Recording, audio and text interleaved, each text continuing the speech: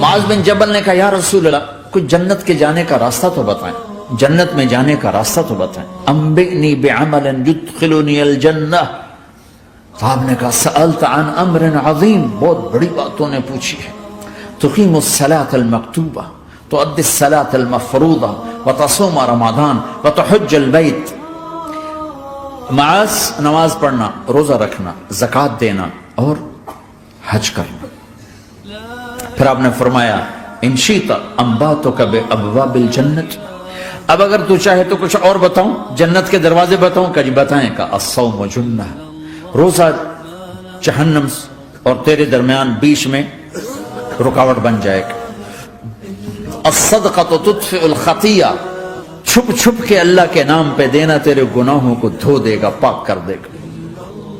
وقیام الرجل فی جوف اللیل ابتغاء وجہ اللہ، اور رات کے اندھیرے میں کھڑے ہو کر اللہ سے باتیں کرنا، دو نفل ہی پڑھ لیا کرو۔ کسی مرد عورت کا رات کے اندھیرے میں کھڑے ہو۔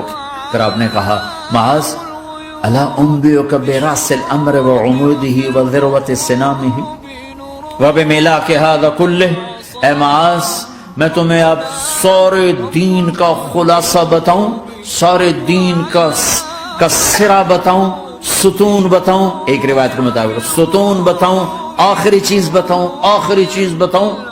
کہا جی ما ہوا جی، تو مجھے دیکھنا سارے بھائی۔ تو آپ نے اپنی زبان نکالی اور اسے یوں پکڑا،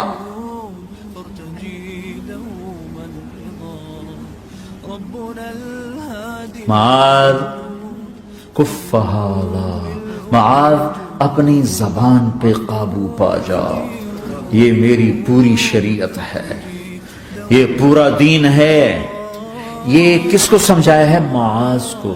کیسے سمجھایا؟ جیسے چھوٹے بچے کو سمجھاتے ہیں، ایکشن کر کے۔ صرف اتنا بھی تو کافی تھا بھائی، زبان کی احتیاط کیا کرو۔ ایسے سمجھایا جیسے چھوٹا بچہ۔ کیوں؟ کہ مشکل ترین کام ہے۔ 22 ویلر ٹرالے کو بریک لگانا آسان ہے، یہ 2 انچ کی زبان کو بریک لگاتے ہوئے سارے بریک فیل ہو جاتے ہیں۔ اور جتنا آج گھروں میں فساد ہے اس کے پیچھے یہ زبان ہے۔ اور یہ کون ہے جس کو معصوم بچے کی طرح سمجھایا ہے؟ معاذ بن جبل۔ اور معاذ بن جبل کون ہے؟ میرے نبی نے کہا قیامت کے دن میری امت کے علماء کا جھنڈا معاذ کے ہاتھ میں ہوگا۔